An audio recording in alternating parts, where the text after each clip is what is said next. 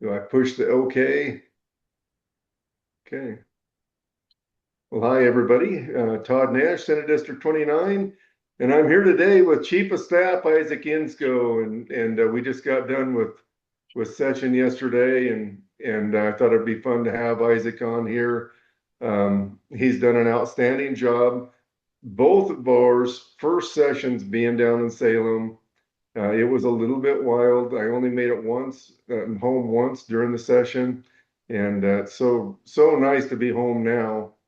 And Isaac, for everybody there, I want to get this out of the way. Something happened on Valentine's Day. What happened on Valentine's Day this year? Besides being the birth of Oregon, what happened?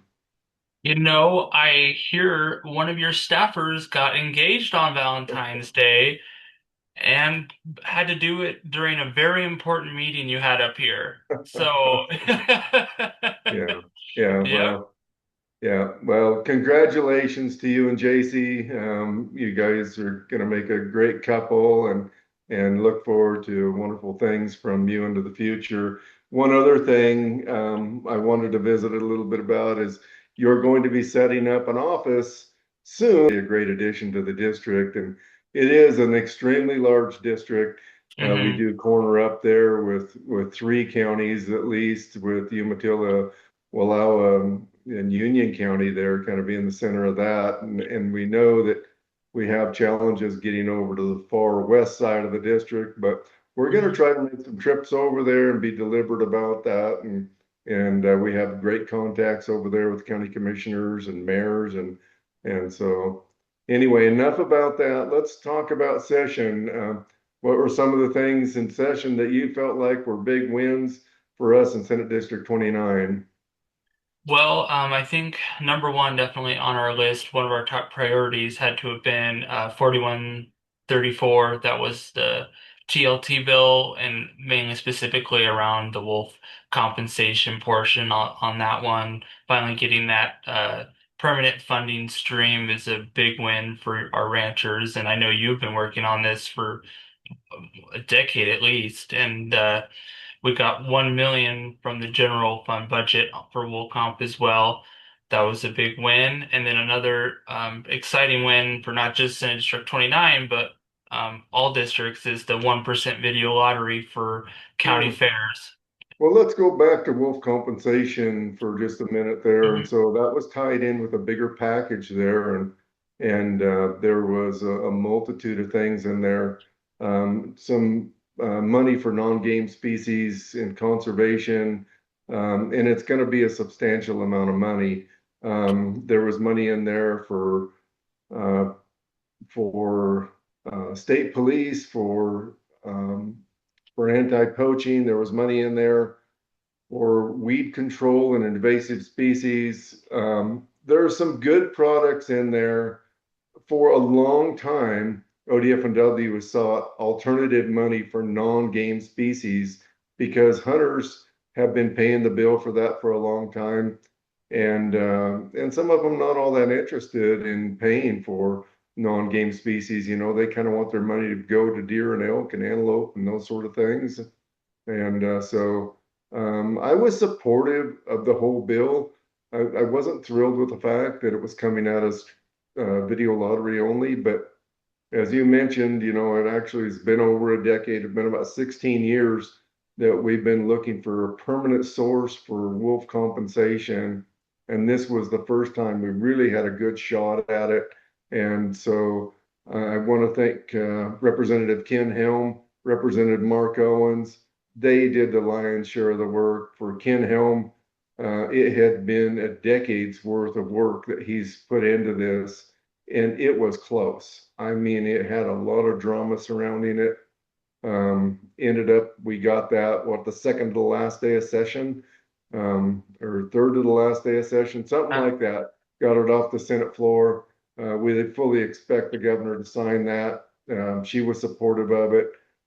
So congratulations to everybody involved and everybody brave enough to step up and take that vote. It's not always easy to take those votes, but boy, I tell you what, I really do appreciate it, and it is going to be meaningful. It was kind of interesting when we got together with ODA down there, and we have what is the wolf compensation. It's run through the counties, and those counties request in this first year was $2.6 million. And so wolves have taken a terrible toll and a very expensive toll on Oregon this first year. And with the additional $1 million that we have this year, we have $2.24 million to get through the first year of the biennium.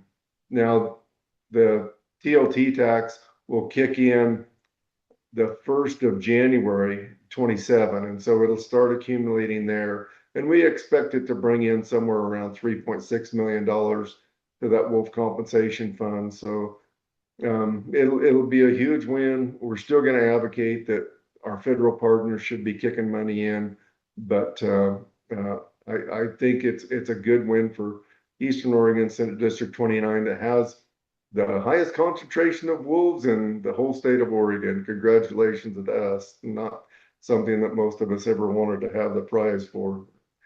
Yeah. All right. Enough of that. On to the next thing. You mentioned already, you gave a little teaser on 1% of video lottery. Yes, and do you want to kind of go into a little bit of the history of that? Like, has it always been 1%, or did it change, or what's the backstory behind that? Yeah, so going back to 2007, the economy started to take a little bit of a downturn. And Oregon said, everybody's got to take a little bit of a hair trim. Well, 1% of video lottery was dedicated to county fairs at that time. County fairs were one of the first to step up and say, look, we can take a little bit of a haircut. And so they did. And when the economy bounced back, we never got the 1% back. In fact, they capped it the whole state at 1.53 million. I don't know how they came up with that number, but it gave each county a little over $50,000 a year for their fairgrounds. And we felt like we wanted that 1% back, but we made a good case that the fairgrounds were something that were open 24/7, 365, and they served as those emergency places where we had fire camps, evacuations, and disasters for livestock, any number of things. And so we were a good state partner, and we felt like the state had kind of forgot that we had a partnership. And so, anyway, um, since 2017, I and some other county commissioners have been working on this, and I want to say, some of those initial ones going back to Melissa Lindsay and Kelly Similink, and the list goes on and on and on. Commissioner Anders from Union County, Dan Doran, who knew the history better than anybody from Umatilla County. Um, we did it. We got that 1%. And what is that going to mean? Each county fair is going to get somewhere around $250,000 a year instead of $50,000 a year. And we think it's the best part of video lottery that's going to get spent. We're really proud of our 4-H and FFA kids, and that's kind of the proving grounds a lot of times without county fair. A lot of times it's the biggest meeting place that we have, where weddings and funerals and everything else take place. So we're really thankful for that. Didn't expect that to be happening in this session, but Representative Owens deserves a ton of credit for doing some negotiation. Keep highlighting that. I highlighted it a little bit. I was kind of looking for a one-time funding again, but they finally got us to shut up with getting what we've been asking for a long time. So congratulations to everybody involved. I couldn't be happier. It's a gigantic win. No, yeah, that's huge. Yeah. And then on top of that, before the horse racing commission, they had been trying to get 30% of our 1% for fairs. And I've been one of the belligerent ones that just put my foot down and said, oh no, we don't want to give that up to you guys. But we did get an additional win because we got one-time funding for the 5 horse racing venues throughout the state. They each get $1 million, including Union County and Senate District 29. So everybody should be pretty happy with the way things worked out here. Yeah. And so I guess next we can kind of go over the three pieces of legislation we kind of started with at the beginning of session. We had 15 SB 1577 and 1578, and then 1539. Only one of those bills actually passed this session, which might be a little Yeah, bit of reflection on me as your new chief of staff, but no, we did no, our it wasn't. best on. It wasn't a reflection on you. You know, they kind of expect us to do a lot more homework than what I'm willing to do Mhm. sometimes, and where I'm willing to do the homework. But you know, SB 77 was the meat labeling bill, and you did a heck of a good job on that. It came down to there was one lobby that Mhm. really had some consternation with that, and the chair of the committee saying, "Look, can we just rework this in the interim and come back in the long session?" And we agreed to that, Yeah. and so Isaac, you talk about this. This is your baby. Yeah, so just to kind of give everyone a perspective of what it was a meat labeling transparency bill. Basically, what this bill did in a world where we're starting to see some more cell cultured meats and 3D printed meats, it's important for consumers to know what kind of meat products they're purchasing at the stores. And so all this bill did was state that they had to clearly label whether a meat is either an animal protein or if it's a alternative protein source. So it was pretty straightforward, pretty simple, but there's some concerns, as you mentioned, and kind of where we're landing at now is I'm working with Senator Meek and his chief of staff Marcus and El Pro to get a work group together. We'll most likely be doing that work here in April. That's kind of the timeline his office gave me, and so we'll be working with Diana Worth again with the Oregon Cattlemen's Association and some other food packagers. So I'm looking forward to it. We're definitely going to get a meat labeling bill passed in 27. Come hell or high water, I'm getting that bill passed. We got 16 signatures for it this session, and I'm gonna go for 20 this next one. So we're gonna do it. Yeah, yeah, it wasn't for lack of support, and you Hmm. know, to Senator Meek's credit, he Yeah, was willing to force this through, but he really preferred doing it right. And I don't think there's an emergency that we don't get this really well vetted because we don't want to do harm to any of the food of course. distributors either that are our partners. So we'll get this through, and I want to congratulate you, Isaac. You did an outstanding job on this. We both learned a little bit through the process, Hmm. and going on to the next bill, we'll talk about 1578. I learned a little bit too. I got schooled on that one. So 1578 was a housing bill that was Hmm. just for rural communities, and I thought, boy, this one is pretty easy. It was a very small ask. We were looking at an ADU that could be placed up to 2,500 square feet, and for farms and ranches that wanted to bring families back and live next to them. And then the other portion of it was 50 acres with kind of directed toward workforce type housing, 1,200 square feet and under, and then concentrate them at least 5 houses per acre, and then be able to use resource land, go through local planning, go through commissioners to where they could either say, no, we don't want to do it at all, or yes, we think we have a piece of property that worked very well on.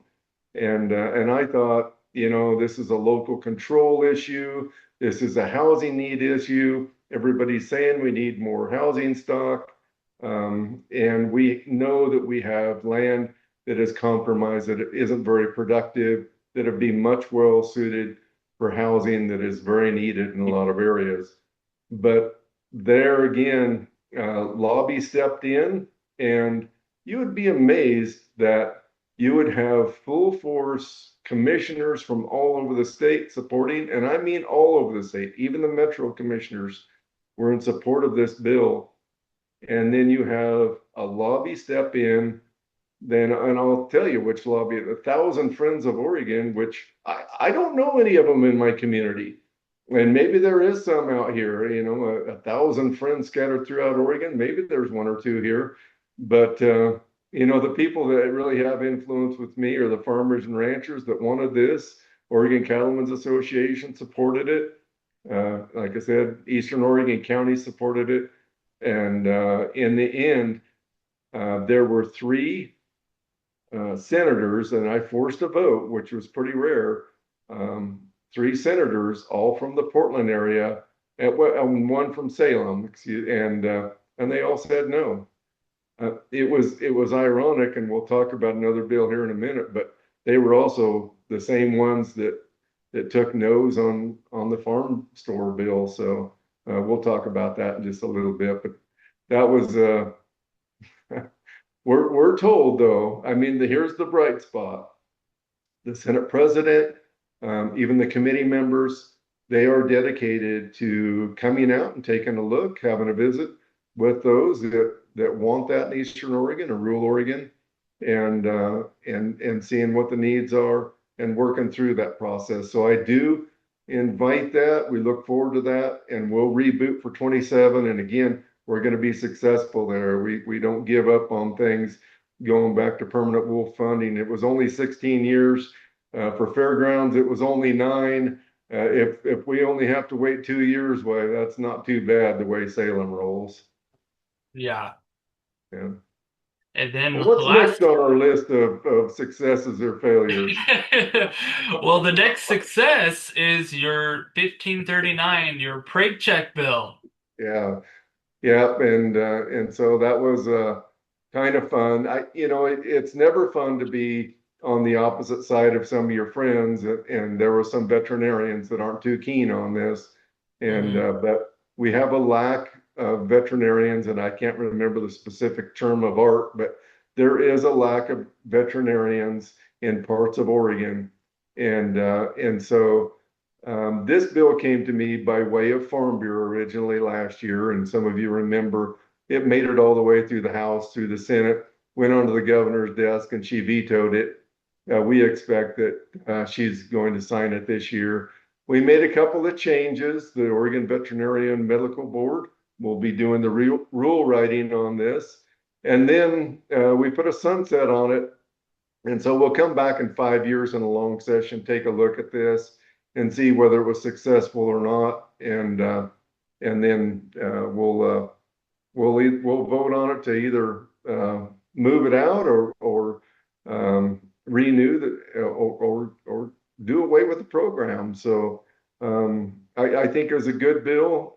Had a little bit of a fun time out on the Senate floor. I put a Prague sleeve on and demonstrated with not a real cow. It was an invisible cow, but kind of showed people how you might Prague check there and talked about some of the advancements also with ultrasound and that sort of thing. So anyway, but we did get that one across. There was very little very few that voted against it, and it's a little win, but we'll take it. Yeah, no, that's great. Yeah. And then lastly, do you want to touch a little bit on some of the work that was done around the farm stores bill? Yeah, and so Representative Vicky Breeze Iverson from the Prineville area, she was the one that brought forward expansion of what are farm stands to have different allowances for events, have a larger footprint there so that right now you could have a little event at your little tiny farm store and have it all outside, have a big rainstorm, and you'd think it'd be really normal to be able to go into a barn there and move everything inside, but the way the rules were written, you really couldn't do that. This expands that to be able to have something that's up to 10,000 square feet, which for a lot of our metro fins, they think that that's really large, but for some of us that have hay sheds, we think that that's just a regular sized hay shed or maybe even a small hay shed. So um, anyway, that was an interesting bill to see. Again, Thousand Friends of Oregon dead set against it. Um, uh, Friends of Family Farmers dead set against it. And the some of the concerns were covering up more farm ground, um, increasing the value of farmland to where it's unaffordable. And I got news for them. None of it's affordable if you're a first generation farmer. But anyway, that was interesting to see that all play out. And the votes were very close. And in the end, it it's disturbing to me, but it ended up being that rural urban divide again. And I think these farm stores, they have the ability to breach that rural urban divide by getting people out to farms, seeing what goes on there, buying their products, talking with the owners. And that's who voted against it was our friends from Metro. So it is disappointing to see, but it was also gratifying to see some of those that normally would vote against us step up and speak on behalf. And so, by golly, we were making some progress, folks, in some areas, but it's little steps at a time. And those individuals that show up to our capital from our district, from our rural areas, it's vitally important that you do that. And so um, that's kind of the backstory on there. There's more, but anyway, good success. Congratulations to Representative Vicky Breeze Iverson and everybody that was involved in that. Yeah, and then lastly, we got about 5 more minutes here, but you want to maybe just touch a little bit on the what went on with the Moda Center and the Trailblazers, and then maybe just end with what's going on Yeah, with the transportation yeah, package. yeah. I'll touch on. So the Moda Center, where the Trailblazers play, there's a new owner there, and the new owner steps in there, buys the place, and then he says, "Look, um, I this is the oldest arena, um, and the one that is the least upgraded of any NBA venue in the United States," and he's not wrong. And so, of all of the venues, ours has the fewest upgrades and modern advancements there. And so, he wanted some investment from Oregon. Um, there's money that has been dedicated from the city of Portland that's going to be the biggest benefactor, but he was looking for a little short of $300 million for some upgrades there. And at first, when we looked at that, there were no strings attached. There was nothing that said that he'll absolutely stay there. There was nothing that said that we had any bit of a partnership. And so it sets it up to where there's a little more of a partnership now. There was some good negotiating took place. And then it mandates that the Trailblazers are there for the next 20 years. And so you just can't walk away. It's our only real professional team in Oregon. I think it's an investment in Oregon. It's an investment in a part of Oregon that I don't have a lot of ties to. I've been to one Trailblazer game in my life, and I sat in the beyond nosebleed section, but it was kind of fun to go. That's not why I did it. I didn't do it for me. I want to see Portland be a shining city again. I want to see it get cleaned up, and I want to see them really take pride in what they have there. And so I think, for me, I took the vote to support that, and a lot of people might not understand it, but if we expect those legislators to invest in Eastern Oregon, we have to be able to appreciate what they have going on, the challenges that they have as well, and invest in that side too. So I was glad to do that, and I hope people understand why. Yeah. The transportation bill, so that was Senate Bill 1599, Mm. and that bill, um, this is dirty politics, folks, and there's plenty of it played in Salem.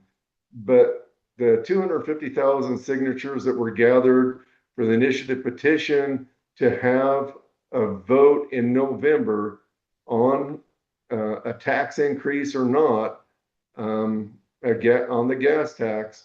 You guys worked hard, gathered signatures, put your name down there, and nothing has ever been done like that before. You proved something that if you get behind and rally a little bit, just a grassroots, there wasn't a lot of money involved. You guys showed up, and so we as legislators on the Republican side, especially, felt really strong about making sure that was held to November. And then Tobias Reed, our Secretary of State, he said, I need to have all of this set, done and delivered, signed by the governor by the 25th of March. And I will tell you, the negotiation that took place between our leader on the Senate side, Bruce Starr, he ended up getting that delayed on our side by 6 days. And it was tactical. We did some tactical things as individual senators and agreed to walk out and showed everybody that we would. And so we were able to get that delayed past the 25th. Well, surprise, surprise, when we did, and then it was delivered over to the House, and they eventually then our Secretary of State said, well, the 25th was more of a suggestion than an actual rule, and so um, disappointing. The reality is, if we walked, and I don't believe for me that was something that we walk for on a permanent basis, but if we were going to walk, that's what we needed to do, was walk for a permanent basis, because the governor can call us back for a special session. They can put it on a ballot that goes out in September. And so we really want that to be there and people voting on that the same time that they're voting for their new governor. And I think we'll see. Right now there's a lawsuit challenge, and we'll see how that lawsuit works out. I don't have tremendous high hopes on that. It may be on the May ballot. People just have to be motivated come November. We have some strong candidates in the race, and no matter what party you're in, vote your conscience, but show up to vote, and we'll see how it all rolls out. If you're being represented well, if you like the way things are going in Oregon, vote for the best candidate there. So that's kind of the bow on that. I do want to touch on one other thing. One of the real highlights for me, I'm wearing my Oregon FFA hat, and I got to speak to some FFAers from around the state. And the Pendleton FFA came in and talked to me, and a young lady named Abby Wilkes. And Abby, you made my whole session, I want you to know, because you recall the time that you and I sat down in Pendleton, and then you talked about what an influence FFA had on you and your ag advisor, Mr. Campbell, and which I think is just a stellar guy anyway. But it was so inspirational, and people say that every time they talk to a group of young people that are FFA or involved in 4-H, but certainly a highlight for me, and I just wanted to point that out. And everybody that came to visit, it was so fun. One of the other highlights, Brenna Morgan and her good friend came to, Dana Worth came and sang out on the floor. We got a little preview the night before, and if you haven't seen that tape of those young ladies singing and playing, oh my gosh, they had captured the hearts of the whole Yes. Senate there, and just an incredible performance.